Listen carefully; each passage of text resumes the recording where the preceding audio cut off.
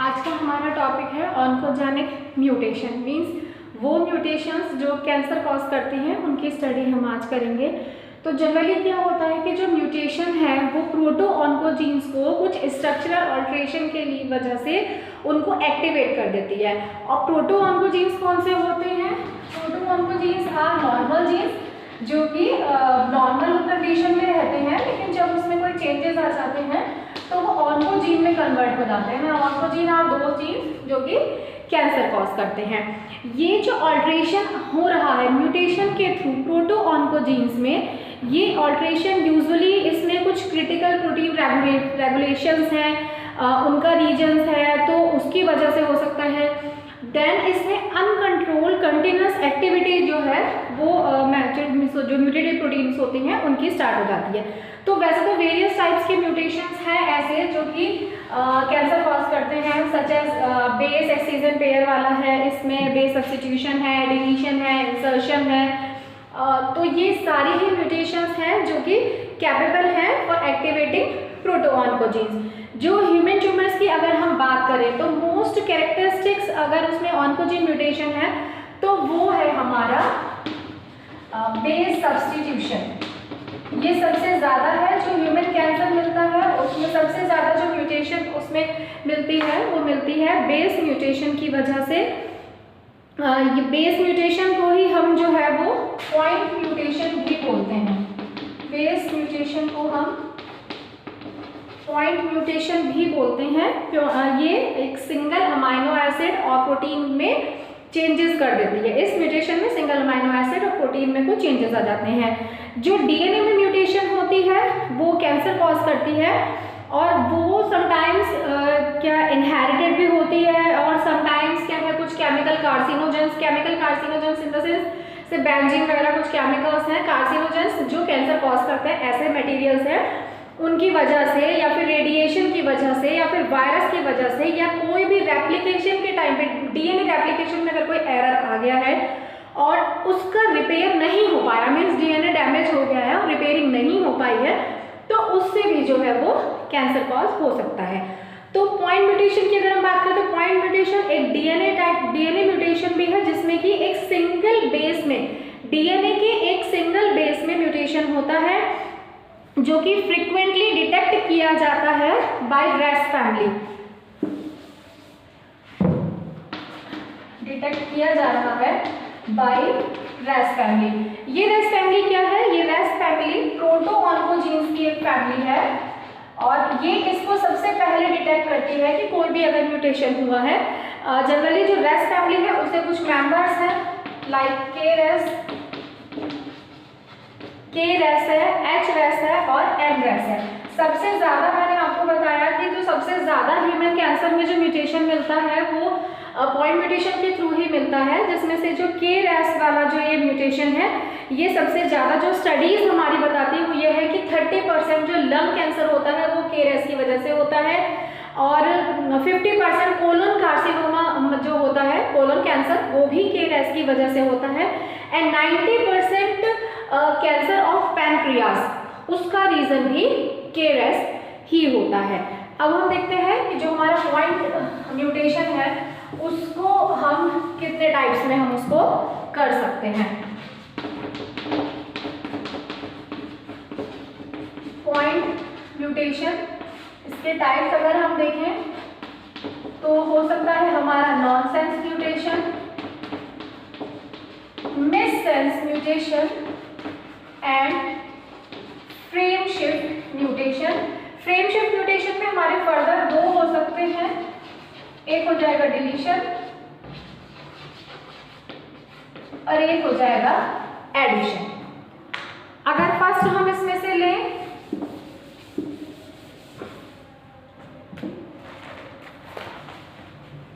सबसे पहले हम इसमें मिससेंस म्यूटेशन लेते हैं। मिससेंस म्यूटेशन का क्या मतलब है? सेंस मतलब कोडॉन को सेंस करना, मिससेंस मतलब सेंस ऑफ कोडॉन जो है वो यहाँ पर मिस हो जाता है, पता नहीं चलता है कि कौन सा कोडॉन यहाँ पर आना है। कोडॉन क्या है? एक कोडॉन में 3 न्यूक्लियोटाइड्स प्रेजेंट होते हैं लाइक AUG, CUG, इस टाइप से करके ये जो है हमारे कोडोन्स होते हैं। तो मिस सेंस मतलब है कि सेंस ऑफ कोडोन इसमें से मिस हो जाता है। अगर मैं कोई भी एक सीक्वेंस न्यूक्लियोटाइड का स्ट्रेच ऑफ न्यूक्लियोटाइड अगर मैं लेके चलूं, सपोज हम CAT लेके चलते हैं, तो जैसे कि ये CAT है, सपोज ये हिस्टिडीन जो अमाइनो एसिड है उसको जो है रेगुलेट कर रहा है, हिस्टिडीन HIS से यहाँ पे मतलब है हिस्टिडीन का।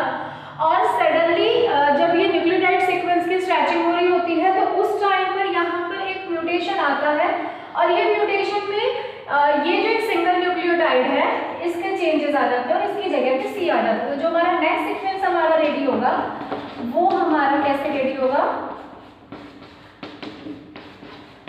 ये A की जगह यहाँ पे C आ गया। अब क्या है कि जितने भी न्यूक्लियोटाइड्स हैं ये सारे इस प्रोटीन को ही अमाइनो एसिड जो है हमारा उसी को ही सीक्वेंस कर रहे थे, लेकिन जब यहाँ पर चेंजेस आया है तो ये हमारा जो है वो प्रोलीन को सीक्वेंस करेगा, प्रोलीन को रेगुलेट करेगा। और प्रोलीन क्या करेगा, यहाँ पे एक बल्जी मटेरियल रेडी करेगा, प्रोटीन की अनफोल्डिंग जो होती है, प्रोटीन की जो फोल्डिंग की जो प्रोसेस होती है उसको ये यहाँ पर स्टॉप कर देगा।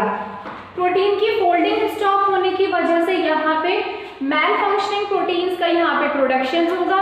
मैल फंक्शनिंग प्रोटीन्स के प्रोडक्शन की वजह से अमाइनो एसिड वगैरह सब चेंजेस हो जाएंगे, और जो पूरा एक सीक्वेंस एक रेगुलर वे में चल रहा था तो वो सारा यहाँ पर मिस हो जाएगा।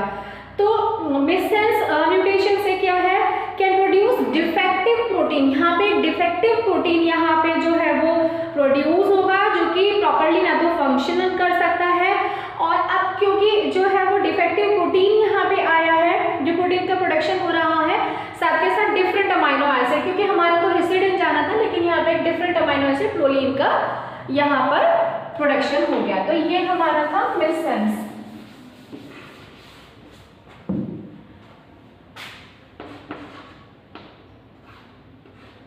नेक्स्ट हमारा आता है nonsense mutation. Nonsense mutation means इसमें जो भी जो म्यूटेशन हो रहा है इसमें जो प्रोटीन्स यहाँ पर हमारे रेडी होंगे, जो प्रोडक्शन होगा वो होगा यहाँ पर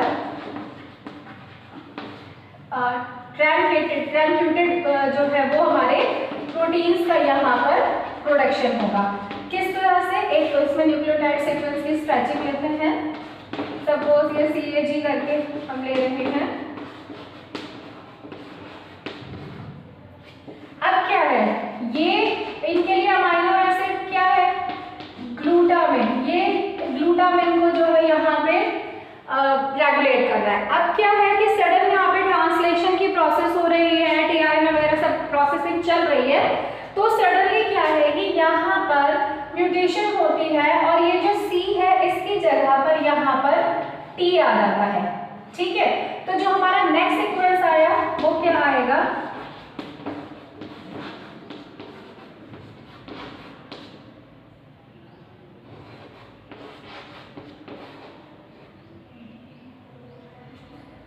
अब जो इसके अमाइनो एसिड्स थे वो हम लेते हैं,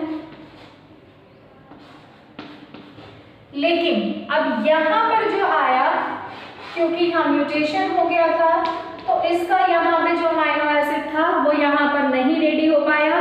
ट्रांसलेशन की प्रोसेस जब यहाँ पर हुई तो tRNA यहाँ पे जब रिकॉग्नाइज करने आएगा तो उसको यहाँ पर CAG और TAG की जगह पे उसको एक अपना जो उसका एक सेंस चल रहा था तो उसके अकॉर्डिंग यहाँ पर जो उसने आइडेंटिफाई किया इस जगह पर वो आइडेंटिफाई कर रहा है UAG कोडोन को, कि TAG कोई नहीं है तो UAG कोडोन को वो आइडेंटिफाई कर रहा है खुद से। जब उसको लगा कि यहाँ पे कुछ मिस्टेक हो रही है तो वो यहाँ पर एज ए स्टॉप कोडोन यहाँ पर वर्क करेगा, जिसकी वजह से राइबोसोम को जो सिग्नल जाने थे वो सिग्नल स्टॉप हो जाएंगे और जो प्रोटीन सिंथेसिस की प्रोसेस होगी वो यहाँ पर हॉल्ट हो जाएगी। अब ये जो टीम बने यहाँ पर, ये एक जो स्ट्रेचिंग चल रही थी उसके कंपैरिजन में जो है वो छोटे थे, जो मच शॉर्टर, और इनको ही हम बोलेंगे यहाँ पर ट्रंकेटेड प्रोटीन्स।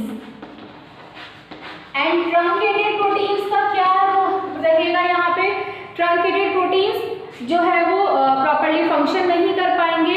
और ये डिग्रेड हो जाएंगे सेल के अंदर, और इनके जो डिग्रेडेशन का रीजन है, कॉज जो रहेगा कि डिग्रेड कैसे होंगे, तो ये यहाँ पे यूबिक्विटिन कॉम्प्लेक्स के थ्रू यहाँ पर डिग्रेड हो जाएंगे। लेकिन अगर ट्रंकेटेड प्रोटीन, एक ट्रंकेटेड प्रोटीन किसी दूसरे ट्रंकेटेड प्रोटीन के साथ में मिलकर जो है वो कुछ मतलब एडिशन करता है दूसरे उसके साथ में, तो वो यहाँ पे डिफरेंट वेराइटी के प्रोटीन्स जो है वो सेल के अंदर बनाएगा। और जनरली जो ट्रंकेटेड प्रोटीन्स है, अभी मैंने बताया, वो नॉट प्रॉपर्ली फंक्शन उनका रहेगा, ना ही प्रॉपर्ली वो एराइज हो सकते हैं। और नॉनसेंस क्योंकि हम इसलिए बोल रहे हैं क्योंकि यहाँ पे जो सेंसिंग है कोडोन की वो यहाँ पर टोटली ब्लॉक हो गई है। ये नॉनसेंस म्यूटेशन था। नेक्स्ट हमारा आता है फ्रेम शिफ्ट म्यूटेशन। अब जो फ्रेम शिफ्ट म्यूटेशन था उसमें मैंने आपको दो चीजें बताई थी, एक था हमारा एडिशन और एक था हमारा डिलीशन। एडिशन मतलब जो एक सीक्वेंस चल रहा है उसमें कोई एक न्यूक्लियोटाइड ऐड हो जाए, और डिलीशन यानी कि उसमें से एक न्यूक्लियोटाइड रिमूव हो जाए। तो ये किस तरह से होगा, एक सीक्वेंस स्ट्रैचिंग देखते हैं, तो हम यही ले लेते हैं वापस से CAT वाली। ये हमारा चल रहा है न्यूक्लियोटाइड सीक्वेंस की स्ट्रैचिंग यहाँ पर चल रही है, ये हिस्टीडीन को रेगुलेट कर रहा है। अब यहाँ पे ये जो है एक जनरली मतलब एक ठीक कंडीशन इसकी यहाँ पे चल रही है, तो इसको हम क्या बोलेंगे, ORF।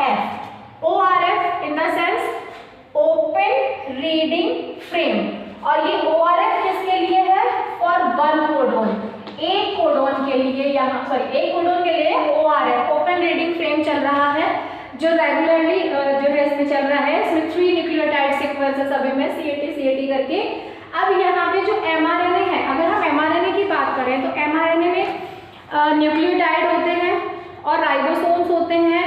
tRNA का भी वहाँ पे डिटेक्शन का काम होता है, जो कि कोडोन की प्रेजेंस वगैरह की चेकिंग करता है। उसमें एंटी कोडोन लूप्स भी होते हैं जो कि कोडोन के साथ में बाइंडिंग करता है, और एक स्पेसिफिक अमाइनो एसिड का वहाँ पे प्रोडक्शन रहता है। और जो है वो अमाइनो एसिड के साथ में बाइंडिंग करने के बाद tRNA उसको एक पर्टिकुलर प्लेस तक लेके जाता है, और ये पूरी प्रोसेस जो है वो डिपेंड करती है on different codons and different tRNA जो कि साथ मिल रहे हैं। डिफरेंट कोडोन्स और डिफरेंट tRNA यहाँ पे साथ मिलके काम करते हैं, और कॉरस्पॉन्डिंग अमाइनो एसिड्स और जो अमाइनो एसिड्स का प्रोडक्शन करते हैं, देन अमाइनो एसिड के साथ में ज्वाइनिंग करके प्रोटीन का प्रोडक्शन करते हैं। ये तो एक मतलब एक जनरल सी प्रोसेस रहती है। अब क्या है कि इसमें एडिशन हो रहा है। एडिशन कैसे हो रहा है देखते हैं। जो म्यूटेशन के बाद में एक जो नई हमारी निकल के आती है, तो वो क्या आएगा निकल के,